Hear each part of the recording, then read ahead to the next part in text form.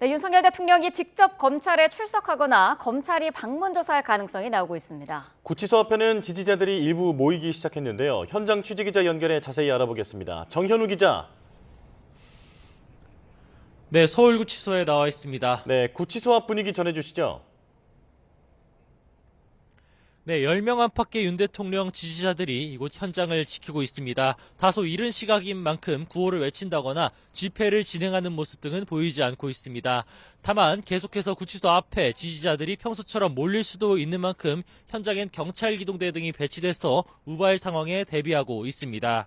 네, 일단 윤 대통령 내란 혐의 사건은 어제 공수처에서 검찰로 이첩됐습니다. 그런 만큼 이곳 현장에선 검찰 측이 구치소를 직접 찾아올지 관심이 쏠리고 있습니다. 다만 구치소 정문 쪽을 계속 취재진이 확인하고 있지만 윤 대통령을 조사하러 온 것으로 추정되는 검찰 측 차량 등은 아직 보이지 않고 있습니다.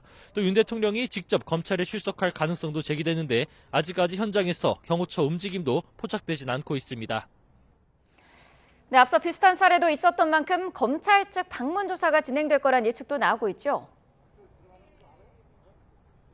네, 앞서 말씀드린 대로 윤 대통령이 검찰에 출석할 수도 있을 것이고 검찰이 방문 조사를 할 가능성도 나오고 있습니다. 다만 지난 2017년 박근혜 전 대통령은 이곳 서울구치소에서 옥중 방문 조사를 받은 적이 있습니다.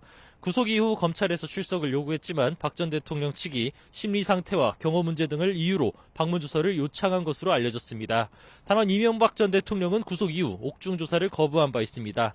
검찰이 윤 대통령을 소환할지 혹은 직접 구치소를 방문할지 어떤 조사 방식을 취할 건지 공개적으로 입장이 알려지진 않았습니다. 다만 윤 대통령이 현직 대통령 신분을 유지하고 있는 만큼 경호나 집회 인파 관리 등 문제를 이유로 방문 조사 가능성이 나오고 있는 겁니다.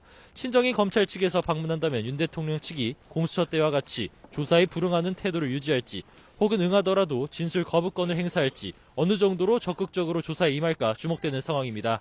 만약 구치소를 찾아왔다는 소식이 나온다면 지지자들이 또다시 다수 집결할 수 있는 만큼 당분간 구치소 주변에서의 긴장감이 계속될 것으로 보입니다. 지금까지 서울구치소에서 YTN 정현우입니다.